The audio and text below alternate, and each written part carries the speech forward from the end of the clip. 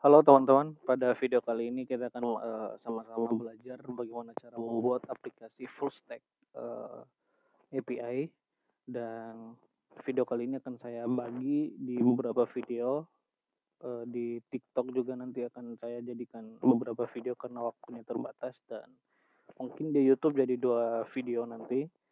Dan teman-teman harus menyiapkan XMPP untuk membuat sebagai DBMS kita nanti, sebagai database-nya. Dan pertama di dalam folder full stack API ini saya akan membuat satu folder. Di sini saya membuka terminal dan saya akan membuat mkdir backend seperti ini. Kita akan membuat backendnya terlebih dahulu, dan saya akan masuk ke dalam backend seperti ini, cd backend, cd backend. Oke. Dan di dalam backend ini saya akan membuat npm init, dan saya akan yes semua.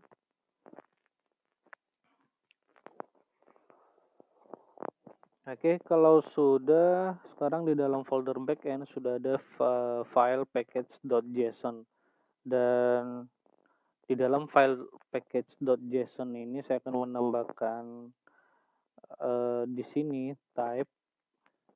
Di sini kita menggunakan modul, dan scriptnya nanti kita akan menggunakan nodemon, dan ini saya kosongkan terlebih dahulu. Saya kembali ke terminal, saya akan install beberapa dependensi yang kita butuhkan. Yang pertama npm install express, karena kita akan bermain dengan express. Kemudian saya akan menginstal MySQL 2 seperti ini. Saya akan menginstal SQLize seperti ini, kemudian course, kemudian nodemon seperti ini. Enter. Dan kita tunggu sampai proses penginstalan selesai.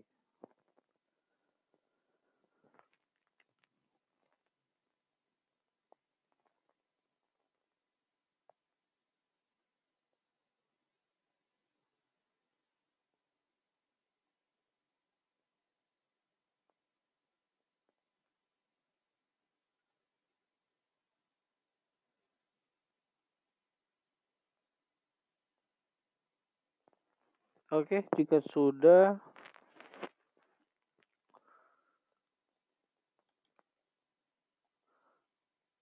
ya.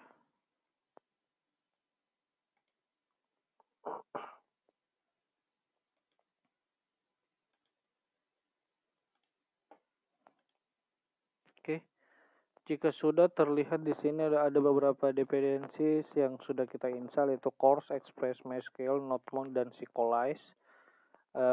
Kemudian di dalam script ini saya akan menambahkan start karena kita menggunakan nodemon, dan di sini saya kasih nodemon index.js seperti ini. Langsung saya save dan kita close.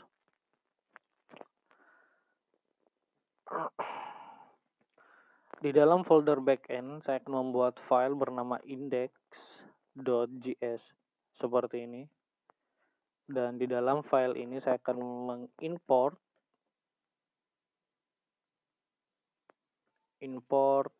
express from express seperti ini, dan saya juga akan import course from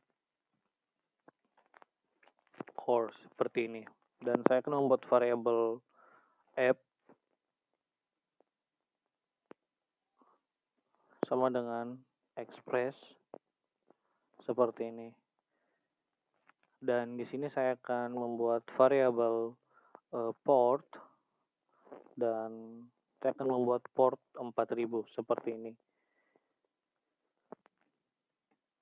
Dan di sini saya akan membaca port kita atau menjalankan server kita dengan cara app.listen. Kemudian di sini adalah portnya. Lalu di sini adalah arrow function. Kemudian saya akan console.log. Saya akan menggunakan backtick di sini. Server up, server berjalan di port seperti ini. Dan saya akan menambahkan beberapa middleware. Yang pertama app.use course, kemudian app.use express. Kita akan menggunakan express JSON agar nanti pertukaran data kita bisa menggunakan dalam bentuk format JSON. Oke, untuk halaman indeks cukup seperti ini. Kita coba masuk ke dalam browser dan kita akses localhost phpMyAdmin dan kita akan membuat sebuah database baru. Saya beri nama DB mahasiswa. Langsung saja buat. Kalau udah, kita langsung buka ke Visual Studio Code lagi dan pastikan di dalam folder backend teman-teman kita buat folder bernama db config seperti ini, dan saya akan membuat folder lagi dengan nama models. Kemudian saya akan membuat folder lagi dengan nama controller seperti ini, dan saya akan membuat folder lagi dengan nama router seperti ini. Dan di dalam folder config saya akan membuat file bernama database.js seperti ini. Dan ini adalah tempat untuk konfigurasi server kita ke database. Dan di sini saya akan import Sequelize seperti ini. Dan saya akan membuat di sini const db sama dengan new Sequelize. Dan di sini parameter pertama adalah nama database kita, yaitu db mahasiswa. Kemudian di sini adalah usernya, yaitu root. Kemudian di sini adalah password database kita, dan di dalam sini adalah hostnya. Host database saya adalah localhost. Kemudian di sini terdapat dialect. Kita menggunakan MySQL seperti ini.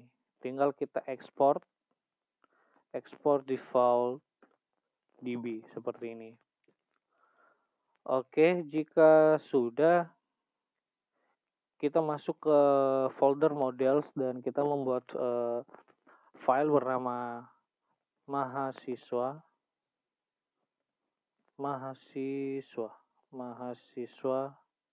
model seperti ini .js.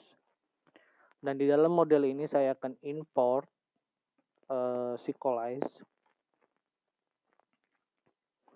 Kemudian saya akan import konfigurasi database-nya. Import db from db config database. Di sini kita tambahkan js di sini ya, database.js. Kemudian di sini kita akan membuat const, pastikan di dalam kurung kurawal, kemudian data types, kemudian sama dengan Sequelize seperti ini. Dan di sini kita akan membuat variabel. Nama variabel ini kita akan akan menampung tabel dan field yang ada di dalam database kita nanti. Jadi saya membuat agar mudah kita ingat, yaitu table database seperti ini. Dan saya akan di sini buat db define seperti ini.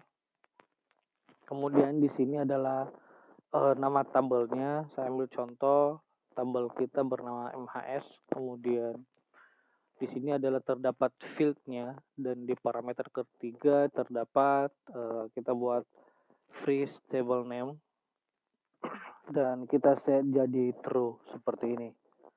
Dan di dalam field kedua di dalam parameter kedua, di dalam field-nya kita kasih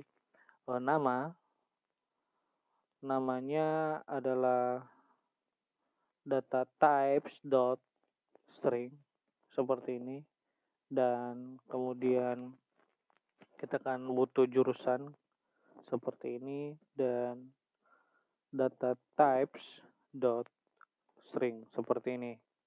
Kemudian satu lagi yaitu semester,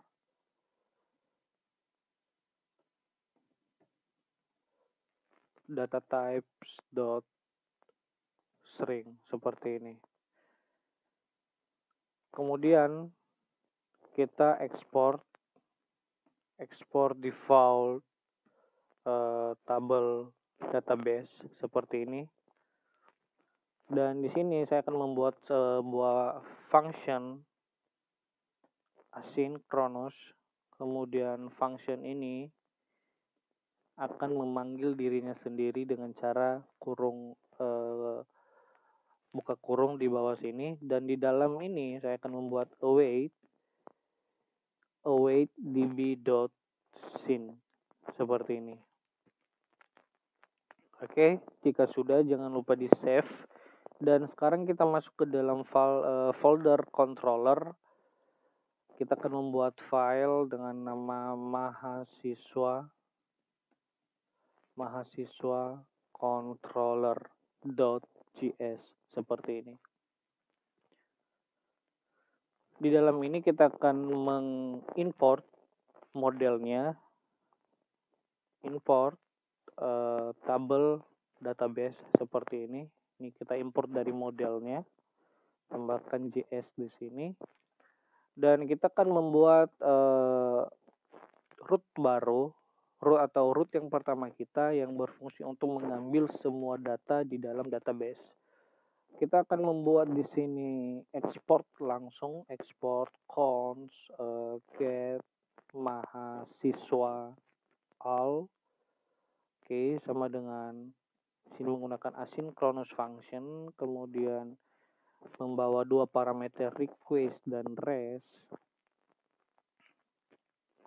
Kemudian di sini saya akan membuat try and catch, dan di dalam try-nya saya akan membuat const respon sama dengan await, kemudian table database dot find all seperti ini, dan di sini saya akan memberikan responnya res dot statusnya 200 dan JSON. Kita akan parsing di sini responnya seperti ini. Dan jika error, kita akan log errornya di console.log error seperti ini. Dan sekarang ini saya copy dan saya akan masuk ke dalam folder router. Saya akan membuat file baru dengan nama mahasiswa router.js seperti ini. Dan di dalam router ini saya akan import express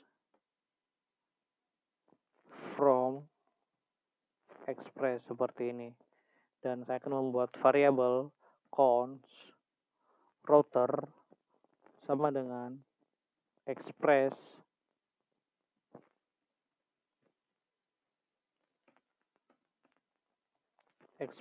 dot router seperti ini.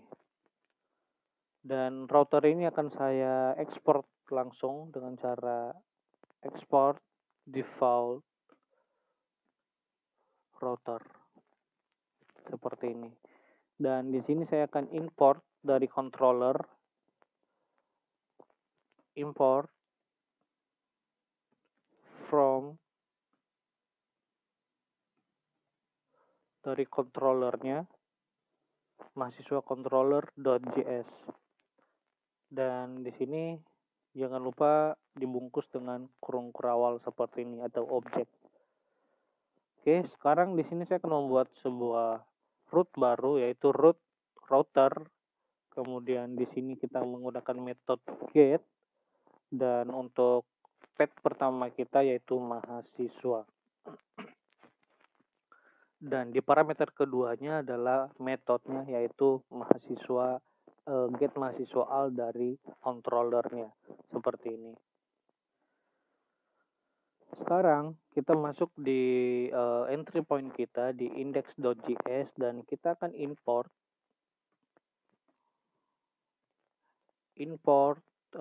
router dari router mahasiswa router.js. Dan di sini jangan lupa tambahkan .js-nya. Kemudian tinggal kita masukkan routernya sebagai middleware app atau app.use router seperti ini. Oke. Harusnya ini yang pertama kita sudah berhasil, dan kita akan coba jalankan aplikasi kita ini dengan cara, karena kita menggunakan nodemon, jadi kita menjalankannya seperti ini, npm run start seperti ini, enter.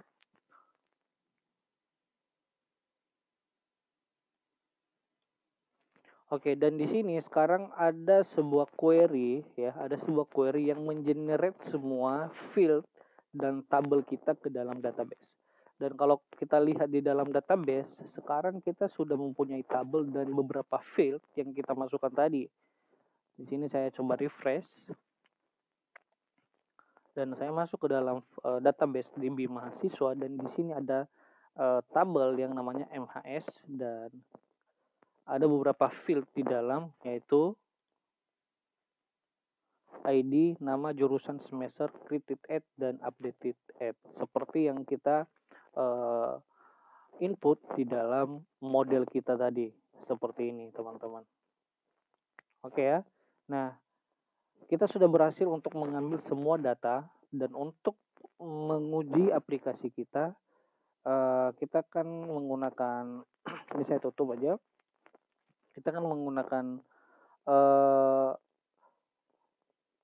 test.res untuk melakukan pengujian. Teman-teman bisa menggunakan Postman, akan tetapi saya menggunakan extension REST client di sini untuk melakukan pengujian. Nih, apa extensionnya? Saya menggunakan ini, dan teman-teman juga bisa menggunakan yang sama. Dan kemudian saya akan membuat di sini file test.res. Dan kalau kita lihat di controller kita di sini sepertinya sudah benar codingan kita, dan untuk melakukan pengujian kita langsung saja masuk ke dalam test.res, dan kita akan membuat metode kita yang pertama yaitu get, dan endpointnya adalah http seperti ini /2 kali localhost, kemudian portnya 4000, kemudian path-nya yaitu mahasiswa. Oke, sekarang kalau kita send seperti ini, dan kita mendapatkan di sini status 200 oke, dan kita mendapatkan empty array. Ini artinya API kita sudah berjalan dengan baik, hanya saja kita tidak memiliki data di dalamnya. Oke, ini kita close saja. Kita akan membuat untuk mengambil single data, kembali ke controller, dan saya akan copy ini agar cepat waktunya ya. Ini saya copy, kemudian saya paste di sini, dan ini saya ganti jadi get mahasiswa by ID seperti ini. Dan kita akan mengambil single data berdasarkan ID, maka di sini saya akan menambahkan yaitu where ID request.params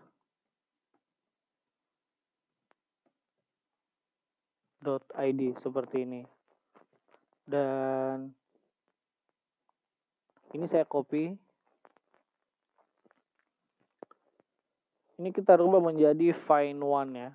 Find1. Teman-teman jangan lupa ini jadi find1 karena kita akan mengambil single data. Ini saya copy dan saya kembali ke rootnya, saya pastekan di sini. Dan ini saya copy juga, saya pastekan di sini.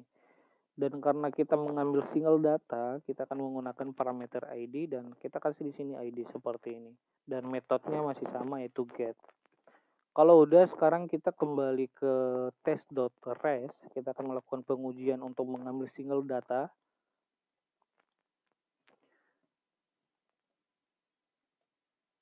Kemudian misalnya saya ngambil ID 1, data dengan ID 1, maka saya send request. Maka kita di sini mendapatkan 200 oke dan hasilnya 0. Ini artinya aplikasi kita berjalan, hanya saja tidak ada data. Oke ya. Oke, ini kita close, kita kembali ke controller dan kita akan membuat metode untuk untuk create data. Di sini saya pastekan dan ini saya rubah jadi create mahasiswa. Ini nama variabel, penamaannya bebas, mau pakai nama apa saja. Dan di sini untuk create kita tidak menggunakan ini, cukup kita tambahkan di sini await, kemudian table database dot create, create, dan kita akan mengambil dari request dot body seperti ini. Dan untuk responnya kita akan mengubah jadi 201 dan ini kita rubah jadi pesan.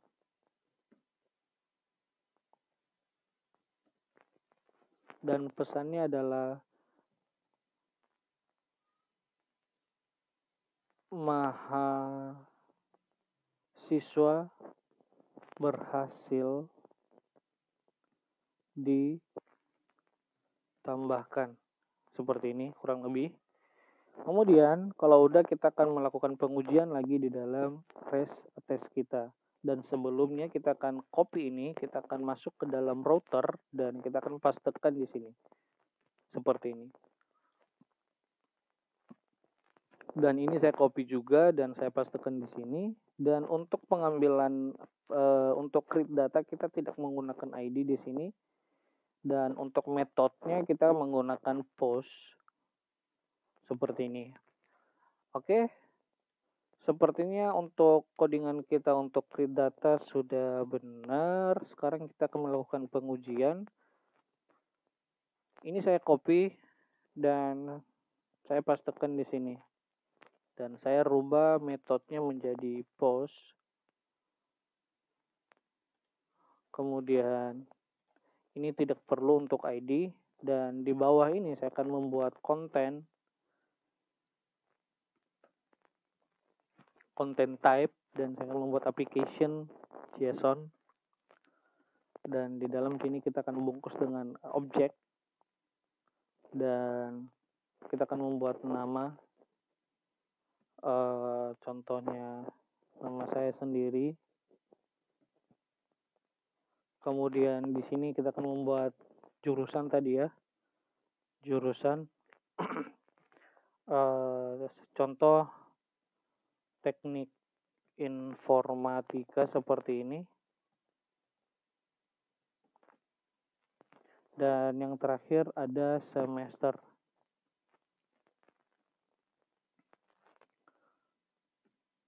Semesternya 7 seperti ini. Dan langsung saja kita send request. Oke, di sini kita dapat status 201 created dan di sini pesannya adalah mahasiswa berhasil ditambahkan. Dan jika kita lihat di dalam database, harusnya kita sudah memiliki satu data. Kita kembali ke tabelnya. Dan di sini kita sudah berhasil membuat satu data ya dengan nama Samudtondoro, informatika dan semester 7 sesuai dengan apa yang kita input di dalam pengujiannya ini tadi. Nah, sekarang kita akan membuat metode untuk mengupdate data. Dan untuk menyingkat waktu ini saya copy. Saya paste di sini seperti ini, dan ini saya rubah jadi update mahasiswa, dan ini saya ubah juga jadi update. Dan untuk mengupdate data kita akan menggunakan ID, dan saya akan mengubah di sini parameter keduanya, yaitu where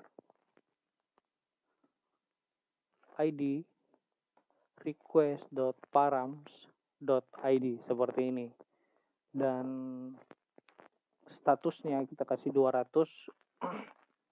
dan untuk pesannya adalah mahasiswa berhasil di-update seperti ini. Jika sudah, ini kita tinggal copy, kita akan membuat di rootnya, tinggal kita pastekan di sini, dan ini saya copy juga dan saya pastekan di sini.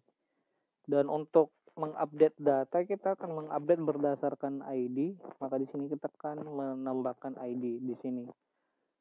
Dan untuk metodenya kita akan menggunakan metode pet seperti ini. Jika sudah, kita kembali ke pengujian, kita akan menguji aplikasi kita dengan metode pet ini. Apakah kita bisa melakukan mengubah data dengan API yang kita buat. Ini saya ganti jadi pet seperti ini, dan kita tadi mempunyai, kalau kita lihat di sini request ya, kita mempunyai data, ada satu data dengan ID 1, maka kita akan mengubah di sini berdasarkan ID tadi ya. Jadi saya ubah ID 1. Contoh, saya akan mengubah ini, saya hapus yang ini, saya tinggalkan sama Tuho, kemudian mungkin semesternya saya kasih semester 5 mungkin, udah ya. Oke, sekarang kita tinggal send request dan kita lihat. Oke, statusnya 200, mahasiswa berhasil diupdate. Dan kalau kita lihat di database, harusnya data kita sudah berubah. Oke, udah berhasil berubah ya, dan semesternya 5 nih. Oke, sekarang kita tinggal membuat metode atau root untuk menghapus atau mendelete data. Dan ini kembali saya copy, saya akan pastekan di sini, dan ini saya rubah jadi delete mahasiswa, dan ini ubah jadi destroy seperti ini. Dan untuk menghapus data kita tidak menggunakan body, kita hapus saja, kita hanya menggunakan parameter ID. Kemudian untuk pesannya, mahasiswa berhasil di delete seperti ini. Jika sudah, ini kembali kita copy, kita kembali ke rootnya, kita akan pastekan di dalam ini, pisahin dengan koma. Kemudian ini saya copy, saya pastekan di sini juga, dan kita akan melakukan update data untuk menghapus data itu berdasarkan ID.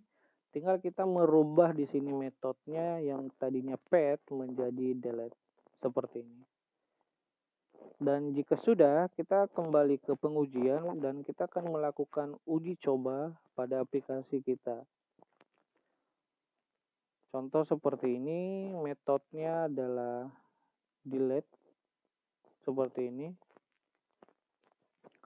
Dan saya akan menghapus ID 1, send request.